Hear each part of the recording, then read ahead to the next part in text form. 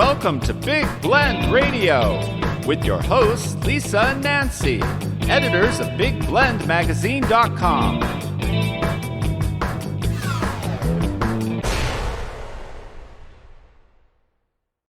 Hey, everybody. Welcome to Big Blend Radio. So way back when, over 10 years ago, Nancy and I met Christy Wood in Three Rivers, California. And Three Rivers is a beautiful art community. It really follows the river, or a couple of rivers, maybe three, but it is a gateway to Sequoia National Park in Central California. And we met with her and she's like, come on, let's get on horses and go for a trail ride. She is the owner of Wood and Horses Stables. And, you know, she also made sure we just didn't get on a horse and go. There was a lot of, you're going to ride the horse, you're going to talk to the horse, you're going to do all these things before you get on and make sure everybody is comfortable and safe. And once we were all cozy, she let us go out on a trail ride with her. And it was a magical experience in the foothills of the Sequoias. And then we started talking on shows, and she's been on a number of our radio shows, but now we're excited to say that she's our equestrian expert here on Big Blend Radio. And, you know, the expertise comes in that she is a world champion horse trainer. She exhibits in jumping and trail, and she's a winner in extreme trail obstacle challenges. She's also a carded horse show judge, and she is a longtime participant in the Chief Joseph Trail Ride. And see, this is a long introduction because, like, you know what I mean? When I say someone's an expert, like, hello, she's the author of Your Best Horse Show, a guide for managers and exhibitors, and the children's book Ranger, the little horse with a big heart. And she has gifts on her website. So for all equestrian enthusiasts, go check out wdnhorse.com. So welcome back, Christy. How are you? I am fine. And thank you for asking me back again. It's good to see you. Hey, this is awesome. We're doing this on Zoom. We're always on the radio where we don't see each other, but we did meet each other in first. So that's cool. But it's great to see you again. And you're over in Three Rivers at your home and stables. And I got Three Rivers in the background from our horse ride. I recognize those foothills. Oh, man. So what is it like right now? Springtime? Is it beautiful out? It's the best. Really, spring is the best. All the new leaves on the trees and the flowers are coming up, and our native redbud and the California poppies are just beautiful. So it's a very pretty time of year. You know, we were in Three Rivers last year in April. Oh my gosh. Yep. And we missed you because you were off doing what you do best. And that was just like, what do you mean you're going to work? We have playtime, but it was so beautiful. Like we were saying about the redbud, and we had never experienced sequoias at that time.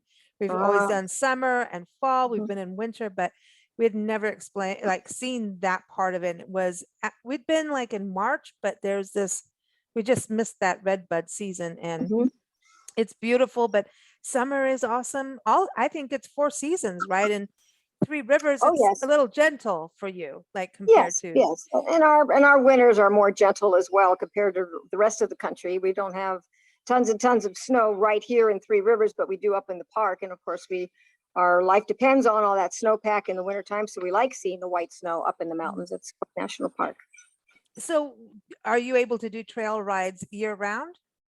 Yes, I do trail rides year round here. I'm at 1,000 feet. That's the elevation here. So even on a cooler winter day, we can go out. Depends on how cold. I personally don't like to ride under 50 degrees because I'm just kind of spoiled with warmer temperatures, but yes, we do this year round. It's a lot of fun. That's awesome. So we gave you 10 questions. We have the success insider questions we do, and we've got a whole series on it, and everyone you can go see on blendradioandtv.com. You also see Christy up there on the site as one of our experts. And we look at these 10 questions. Of course, we change it up a little bit per everybody's expertise. But it gets into like, I know as a kid, I was the girl with the horses, every horse calendar torn up and put on my wall. I mean, every poster, there was no wall, right? Were you like that as a kid? Oh, yes. I was enthralled with horses from the age of 2. I can actually remember 2 years of age being sick with the mumps, and my dear brother came in to make me feel better and brought me a little model horse and actually put it above my crib. And I looked at that every day and that just helped me that helped me to get through the sickness. And I was enthralled with horses, but it was kind of a long road to get involved the way I am now, because my parents weren't involved with horses. Nobody in our family really was. And I was just horse crazy, like most young girls are, but I carried it further and further, just knowing that I really wanted to have a horse someday. So maybe you don't know that story, but that's actually in the horse show book. Your Best Horse Show is how I started. And my parents challenged me one time. They said, "Gee whiz, we are so tired of hearing her ask for a horse and saying she needs a horse. Let's see how serious she really is." And they proposed to me. They said, "If you can save up enough money to buy your first horse and feed it for a year, we'll let you have one." I had no idea how competitive I became with that challenge. And so I babysat, I worked odd jobs. I actually sold my prize Breyer horse model collection of 30 horses that was very dear to me. And I sold that for the real thing. And sure enough, I saved up $350. And in those days, a bale of hay was only $2 a bale. But I worked really hard and made it happen. So my dad, who's a big time electrical engineer with Hughes Aircraft Company, built a corral on the property. And that's where it all started. Wow. So that challenge, I remember Nancy did the same thing with me. I Ah, wanted a guitar, and she says, "Well, you mm, raise half the money and I'll put the other half in. I want you, if you're serious," because, I think as kids too, you go through so many different, I want to do once. this. Yeah. And Mhm. so she was like, you Yeah. figure out if you're really serious. And I raised it. She Good. basically put me to work, man. I cleaned windows. I did all kinds of things, Good, and I good. got it, and I got a guitar, and yeah, I ended up doing a lot of music and as a partial career. And so it is that I think that's something that's carried through from knowing you and all the interviews, Mm. that initial, that when you said that competitiveness and then drive and integrity to follow through, isn't that really even about horse ownership? Or I don't like to use the word owner because I just feel like, they're babies, they're family. But you know what I mean? Yes. It's responsibility, because when you bring a horse into your life, you're going to have more more human bills than vet bills. I don't know. But Right. And you have to learn how to manage your time. A horse needs time. It needs contact. It needs to be ridden. It needs to be cared for. So it's time management if you choose to have a horse. and just the patience you talk about in one of your answers about one of those, characteristics, Mhm. what do you have as a quality to be able to, you know train and judge and do everything, and you said patience was a big part of it. And when you're competitive, that's a hard thing to do, is balance patience and competition. Yes, but patience pays off. Mm, People have to realize if you invest that time of patience, you'll reap the rewards, mm, especially with livestock, or especially with a horse that is a living, breathing animal that can make choices. So you have to give them time to understand what you're asking, so they make the right choice, and then you become a partnership. It's worth it. It's definitely worth it, but you have to have the mm. patience to do it. The patience, yeah. Mhm. But it takes time with horses. And so when you train horses, but how much of it are you training people? Well, I That's a let's put it this way. I just put it this way. I personally enjoy the horses first because I like having that rapport. I like developing their skills. Let's get them on task to what they're going to be the best at, not what we want, but what they're going to be the best at. Get the Hmm, horse rounded out and ready to go, and then I need to train the people. So, but part of my program is if I'm training a horse, I want the owner to be here to watch it. There's nothing I'm hiding. You're just not going to show up once a year or once a week or once a month. You could be here every day because they can watch the progression. And I'm going to put it into terms, into words, what I'm doing with this horse, so they have a better knowledge, because eventually they're going to take this horse home. They need to have the same skill and the same understanding as well. So hmm, yes, you do have to train the people. hmm. So when you're training a horse, I'm going to look at it as, we've had horses and done a lot of training, but it's like you have to be on board with commands and consistent. And the same thing with dogs. Nancy and I pet sit across the country, and some we've done some training with dogs and puppies, but I feel like it's actually more important than what people think. It's not being, putting your your pet or your horse as subservient. It is about a language and a form of communication. And if you don't have that communication, and I'm thinking even especially with these, show jumping, horse jumping is, it's dangerous. The major trail rides you do, like at Chief Joseph Trail Ride, which we'll get into, isn't it more of a communication so that you understand each other? And then also there's a safety part that just comes with all of that. Well, right. It's, in the horse world, we use the term broke, a good broke horse. And that may be in people's minds who are watching today may see broke. Oh, yes, I watched a few Westerns. I watched the cowboys buck those horses till they stopped bucking. And that's the term that they used, was they actually broke the spirit of that horse in the beginning to get them broke. And they didn't really have a lot of time to teach them or to refine what they wanted to teach that horse. They just had to go out and chase the cows, and that was part of their life, their livelihood. But when we say we have a good broke horse, it truly means a horse that understands us and will be willing to be a partner with us and will allow us to guide it wherever we need to go. And so to me, a good broke horse is also a safe horse. And I like riding safe horses. If I'm going to go on my Chief Joseph Trail Ride and I'm looking down at a 4,500 foot drop because I'm on the side of a mountain on a trail, I want to have that knowledge and confidence that I've got a broke horse that is willing to be a partner with me, and we're both going to stay safe, and they're going to respond to me in an instant when I'm looking down 4,500 foot drop. Dude. And I had that with Dollar one time, and it really pays off. You need to have that experience and expose your horse to so many things and make sure that all the communication buttons and whistles you might want to say, and all the terms that we use, and the feeling and the legs and the seat and the hands, how we ride a horse, we want to make sure it's all there. I want the whole package if I'm going to go out on that trail ride, or I'm going to go into the show arena. I need it all there so I can win and be the best I can be. And keep the horse safe too. And it's not the breaking of spirit. I think a lot of people think that too with horses. That's not how you do it. You don't want to, you want to find I know we're going to do a follow-up segment about choosing the right horse for the right rider, right? And isn't that a huge part of it, that, it's, you don't get a horse and then say, okay, I'm going to dominate you, because you're going to get hurt. As far as I know, sometimes that can happen. Sure. You'll also find out, unfortunately, there's a lot of people that like to just muscle their way through things, and they'll be a little rougher with the horse. They're going to be stronger with the horse. And if you consistently do that, you're going to find some resistance. They truly want to please, but you have to give them time to learn to please. It's like asking a 5-year-old to go out and drive a car they've never driven before. They don't have any knowledge. They don't know what to do, a 5-year-old child. So, they've got to grow up. They've got to mature, and they learn. They take lessons and they learn how to drive a car, so they're safe. So that is with horses, developing horses over the years.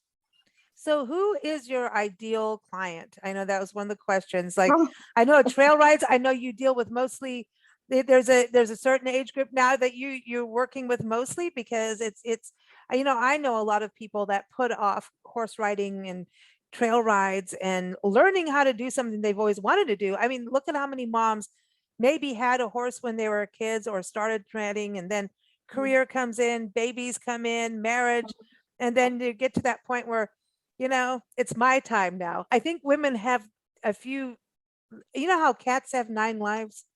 Yes. I think women have that.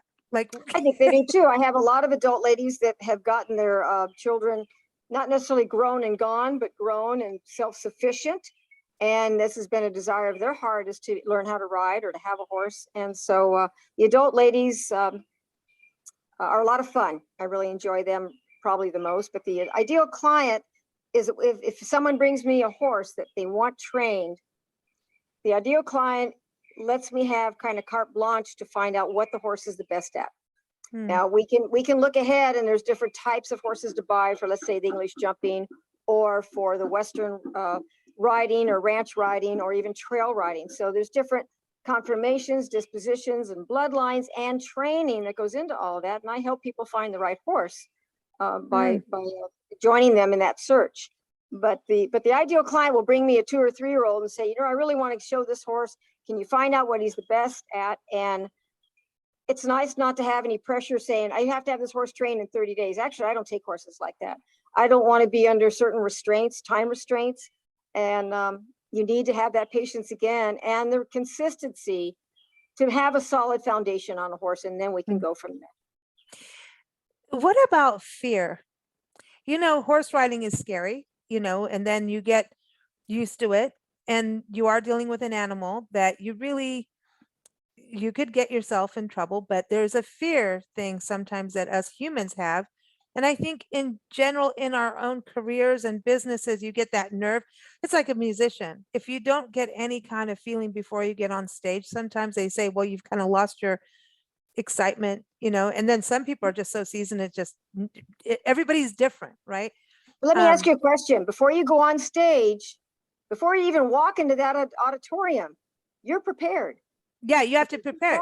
Yeah, that's right. That's right. Because you've practiced, you're ready to go. You know that song really well. You're ready to entertain. You're comfortable. You pretty much know you've got control of the whole situation. That's why you're a good performer on the stage. That's what it's like riding a horse. So we want to make sure the horse isn't fearful. I want to make sure my horses are trained well enough. Again, we go back to being a well-broke horse, even on the ground with ground manners. Even before we start to ride, we need a horse understanding what we're asking, again, to have a partnership. So if you're prepared, I think it takes the fear away. So I think preparation is part of it, is a good portion of it. And showing up for it, Well, yeah. Showing up is a big deal. Well, I'm finding that that's an interesting thing these days. With COVID, people tend to have been blurred a little bit and lost track of time. And I'm going, we've got to have a little bit more responsibility back of showing up. I don't know if you've seen that, but I wonder about, like, you've got it when you have animals in your care and in your world, you've got to show up. You can't not feed them. You can't. I said that at the beginning of our interview, Nancy and Lisa. I said, you need to be prepared to spend time. You need to manage your time. So even with COVID, that's sort of more under control right now. You're just gonna know every Tuesday I'm gonna have my riding lesson. Or if you own a horse, you better know that you're going to be out there 3 or 4 days a week, if you don't board him at your house, to ride him and take care of him. A lot of people are share leasing these days. Someone will buy a horse and say, I haven't got time, I'm working full time. And they'll find somebody that's of the same skill level, and they can share all the expenses together. And then the horse gets used properly and gets ridden and exercised. And it makes it more affordable for people sometimes to do that. That's a really good point. But it's like, you have to really have the right match, I would say. Yes. That would be the hard thing. I mean, it's kind of like us traveling and pet sitting. You have to have the right match. If it doesn't feel right when you have your Zoom call, you don't do it, because it's not going to be right for anybody. So that's interesting what you bring up with that. But so, success wise, you've done jumping. I mean, judging. How do you handle the personalities? I know that's not part of your 10 questions, but talking about people or horses? People. I know the horses. You're like, that's easy. Isn't that, I don't know. I just remember when we did all our horse stuff, there was like the mink and manure set is what we called them. At this one horse club. I don't know if you dealt with that kind of stuff, but been several horse clubs. Yeah, you just have to, I don't know, it's within any career, right? You're going to have to deal with people, and it's almost like, do you think from having patience with horses, you can get more patience with humans? Well, I do have patience with humans. I have to have that as well with them, because I'm teaching them as well. You have patience with me. Well, you were a good student. We had a wonderful ride. Oh, it was fun. It's fun, but there is I think the patience is, I think something, when I look at so many people starting up careers right now, and new careers, that you can get excited, you can overshoot, and I think there's a balance that needs to be had in that patience word, reading your answers to the 10 questions, and everyone, you can read it on blendradioandtv.com.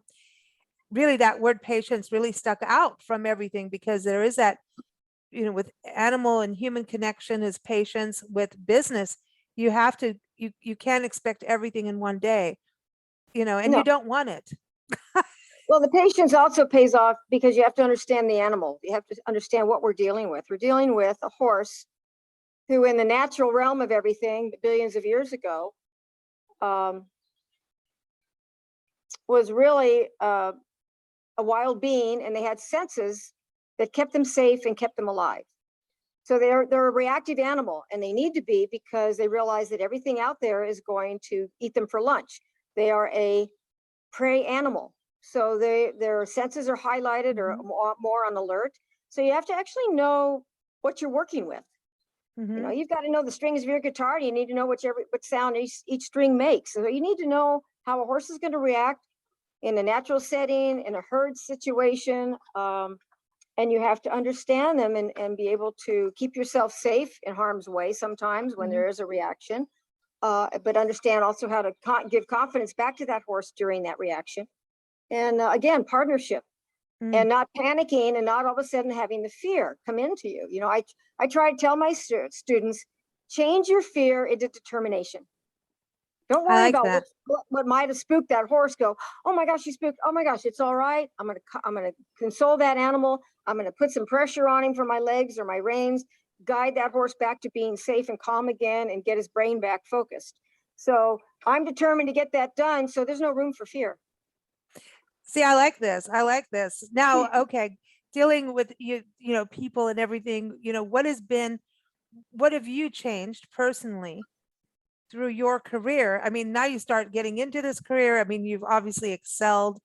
You've got all kinds of awards. But there's always changes we have to make and reflect as we become successful, because if we don't reflect and make changes to better ourselves, we're not going to be successful, right? And it sucks to have to look at that stuff, but you should. Well, I was the typical little girl a long time ago, and I was extremely shy. I think all little girls. You're shy? What? I know. So, I am too. Yeah. So we started out that way, and I think that's just normal for little girls. We're not as bold as boys, and we just end up being kind of shy. So what was interesting is when I saw my first horse show, watching my friends show, I thought, oh my gosh, I've got to be out there in front of all those people. But I thought, you know what? If I'm really good at what I do with my horse, then I'm going to have more fun being that partner with my horse, that everything else is going to be blurred behind me and obscured. I was more interested in being good with my horse, a one-on-one partnership. And so that drew me out to take that step, to stick it off the sidelines and be out in front of the public and showing my horse. And I ended up being very successful with that, because I didn't worry about what other people were thinking of me. It didn't bother me. It didn't make a difference. I knew what I needed to do to perform in that particular class. And I got it done with my horse, and I had a lot of success, and that was very good for my self-esteem. So then I had a wonderful mentor. I had a wonderful trainer when I was growing up that taught me all my English and Western riding. And he was also a horse show judge. So he asked me to go one day he was asked to go judge a horse show. He said, why don't you come along and be my ring steward? The ring steward is just an assistant that helps carry the cards that he marks to go to the announcer, to give the results. Might even have to go run and get him a cup of coffee or water or something like that. But he was trying to explain to me, and through the process of learning and taking lessons from him, I learned a lot. And he said, I want you to judge every class right alongside me. You take some paper and judge this class, and you pick first through fifth in every class, and we'll look at it during the break between each class. We'll look at our results. I matched him about 95%. Wow. So he was a wonderful instructor, really gave me a really good eye for judging and looking at horses for the different classes, the different conformation, everything that we judge horses on today. He really gave me an eye to start. And so I decided to go ahead and become a horse show judge. Or at least try out for it, which I did very well. The first test I took, I matched the instructor at the horse show judges clinic, 95% as well. So I had a real knack for it. I had a real love for it, and a good eye for what I was doing, which then also turns around and makes me a better trainer. So I can train my pupils to go out in the center of the arena and show and win because they're getting trained by a judge. That's also kind of a plus and a benefit, because the next weekend I might wear the hat, we call it the hat, going out into the center of that arena, and I'll be judging, not my students, but I'll judge other people. So that all evolved. But then what's interesting, in order to be a good trainer, you can't just sit on the back of a horse and do everything, and then all of a sudden hand the reins back to the owner and say, have a nice ride. That's why I said a few minutes ago, I encourage my students or my clients to come watch these horses being trained. Watch how I'm riding, watch how I make corrections, watch how I praise. learn how your horse reacts to me, because I'm going to teach you to do the same thing. So I had to learn the toughest thing, getting back to that original question, I had to learn how to articulate what I was feeling and put it into words so I could train you. Mm. That was what I had. So I had patience with myself. I had to slow my thoughts down. What am I doing? Oh, my right leg is going on, putting pressure on my horse to ask my horse to turn left. And I had to make sure I could say that to somebody else and give them that great experience through words and from showing them as well. So it was. Did that help you write your book? Because in a way, it's like writing a manual for the horse and the rider. Yes. Yeah. Yeah. Well, the horse show book is because I wrote the horse show book because I've judged some really wonderful horse shows in my career. And then one time, I hope I can say this on the air, I had to judge the horse show from hell. You can say whatever you want. Okay, so the horse show from hell meant that the horse show was not managed very well. It went on past midnight. I actually started judging that the first day at 7 o'clock in the morning. They didn't expect all of the exhibitors to show up that did. So the horse show was extremely large, but they were totally unprepared. There was no, the food booth closed down at midnight and there wasn't any hot coffee. And this was in November and it was in actually the state of Texas, and a winter storm came in. It was just everything that could go wrong. It sounds like a mess. Wrong.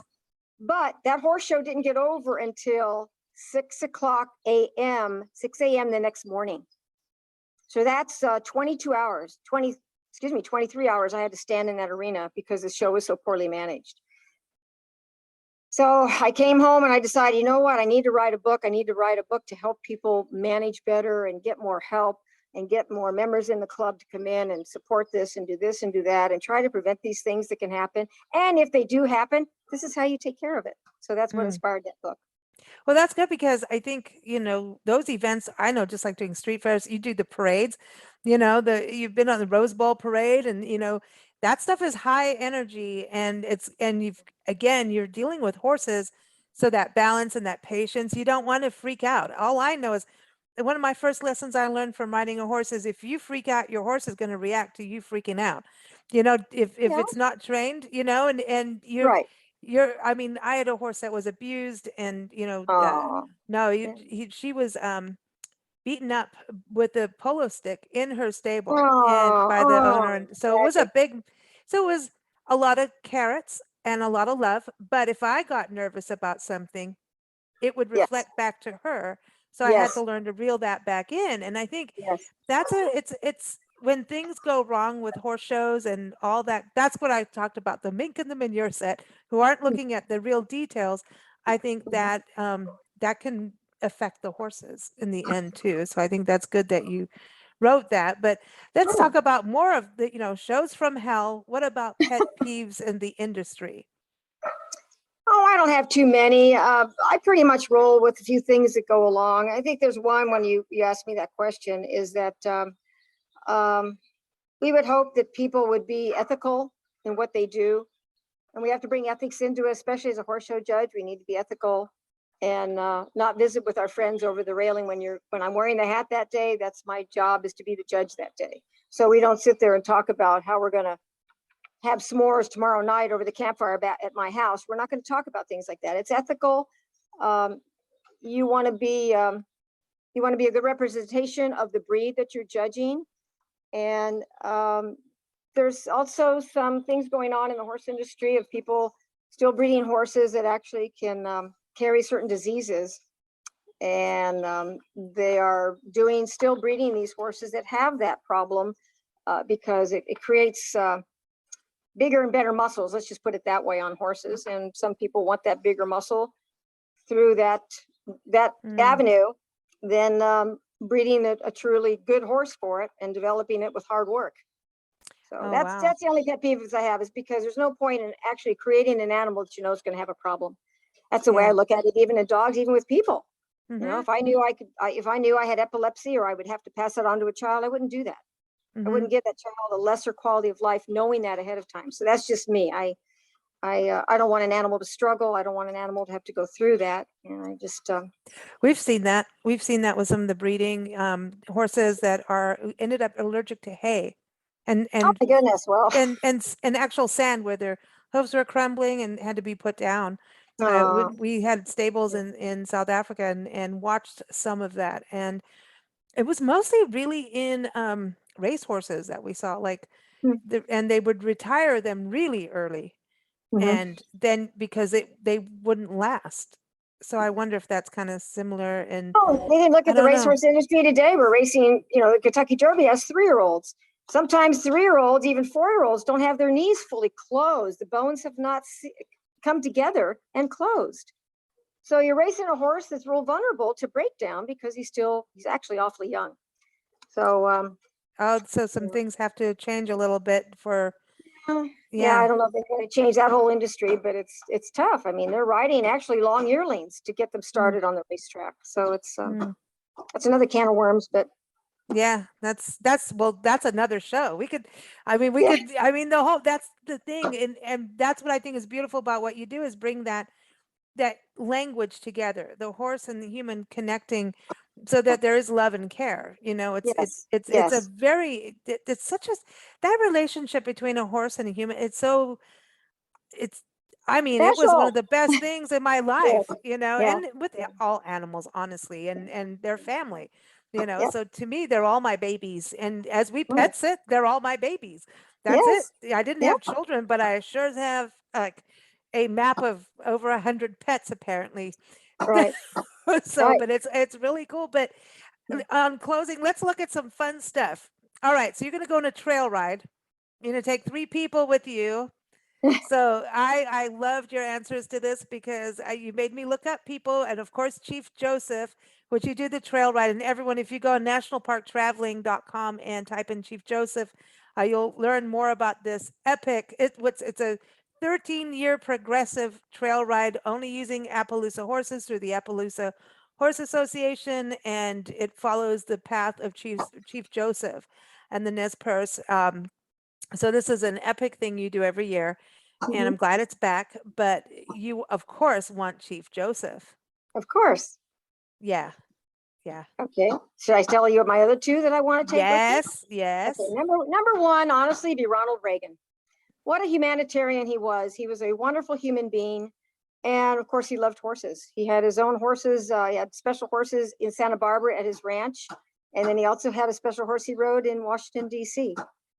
He's quite a horseman, but he was a wonderful human being. So I just thought I enjoyed riding beside Ronald Reagan, which would be wonderful. And then, of course, Chief Joseph, in honor of his trail ride and his flight for the Nez Perce people. It's a wonderful ride and wonderful people that I ride with. And then the third person I would invite would be a man called Seymour Young Dog, who was a Lakota Indian from South Dakota. And he was a medicine man in his tribe. Wonderful, wonderful human being. And talking to him about the history of his people and what they had to endure, what he had to endure as a young boy, not being able to speak his language, and they cut his hair and they put white man's clothes on him. And it was a tragedy of what they had to go through. But he loves America and he loved people. And he actually loved what I was doing with the Rose Parade, riding in 1870s regalia, and he blessed every single piece on my outfit. That's special. One of the rides one year on the Chief Joseph, and he just loved what I was doing. He said I was doing it with respect, and just thought I was a great representation. But Seymour died a couple of years ago, and I miss him greatly. Oh, no, it's special. It really is. And what you're doing with Chief Joseph Trail Ride, I think, is just keeps this history alive.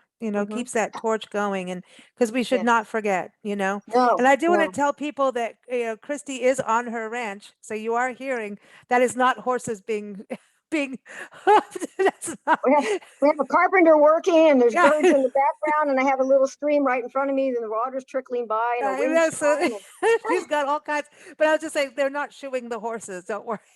We're in nature. We're in nature. Oh, but it looks beautiful. You have a ranch. You got to maintain that ranch. And so. So what time do you have to get up in the morning? Well, I don't have to get up in the morning. I have people that work for me, which is really wonderful. So it gives me a little more time, quality time. But we get the horses fed early, about between 7 Oh, and that's not so bad. 7:30. As it gets warmer, we'll definitely be out there a little earlier. And we have ranch chores, but I have people that help me with that.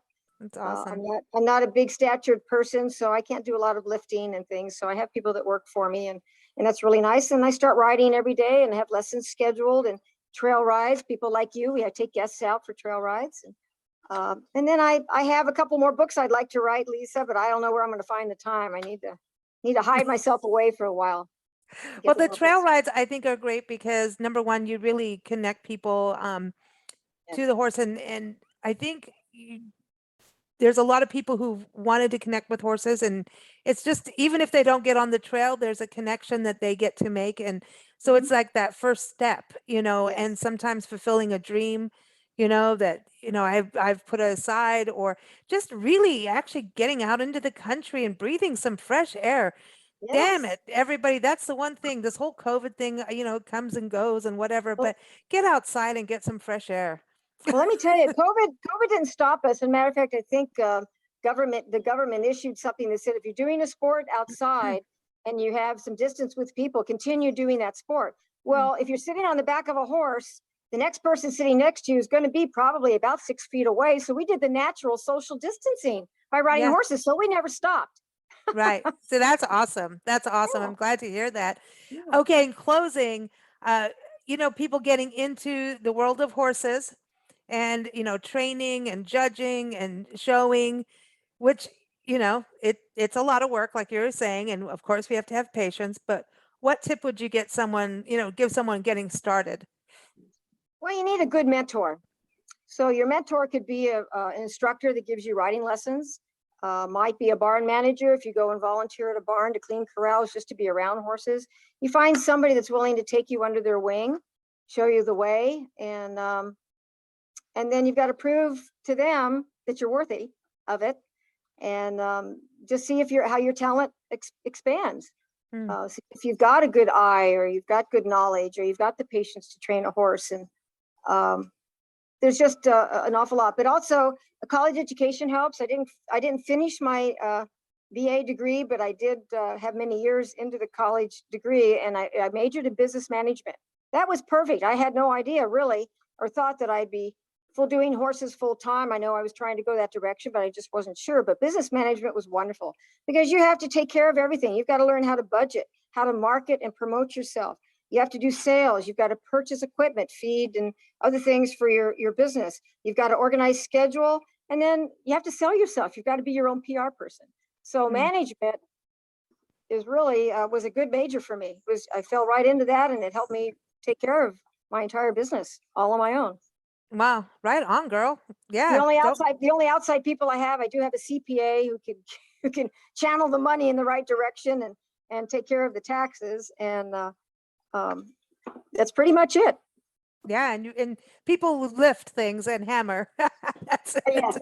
Yes, I'm at that point where I need to have people lift the heavier things. Oh, but that's good to have. I mean, I think we all want that at the end of the day. It's like, and they're learning too, being on the ranch and working around horses, and it's just a special. Horses are special, so it's a really good to chat with you, and we can't wait. We're going to be doing a lot more segments with you, talking definitely about choosing horses. I know that's a big deal, but everyone, trail ride season is up and going. So if you're going to Sequoia National Park, Kings Canyon, Sequoia National Forest area, Tulare County, California, go see Christy. You can go to our website, wdnhorse.com. Also find her on nationalparktraveling.com and blendradioandtv.com. So thank you so much, Christy. It's always fun. It's always fun to be with you. Unfortunately, we don't have our glass of wine with us, do we? Well, we will next time. We will next time. Okay. Well, thank you for having me again. And thank you for asking me to talk about my passion. I love it because I think it's also whether or not someone's, why we do this too is even if someone's not in the world of horses, it's about these life skills. And I think, when you get involved with animals, you really learn life skills. Yes, you do. Because it just takes you out of your own self. Because you can't be all about yourself. You Right. learn how to have, like you talk about PR, and there's confidence. You have to, you have to balance confidence and humility and patience. And you get so much joy when you do. It is really, Right. it is special. So I love what you're doing. And there's a lot of, important things for people to learn from that. So thanks again. And You're giddy welcome. up Thank again. you. All right. Happy trails.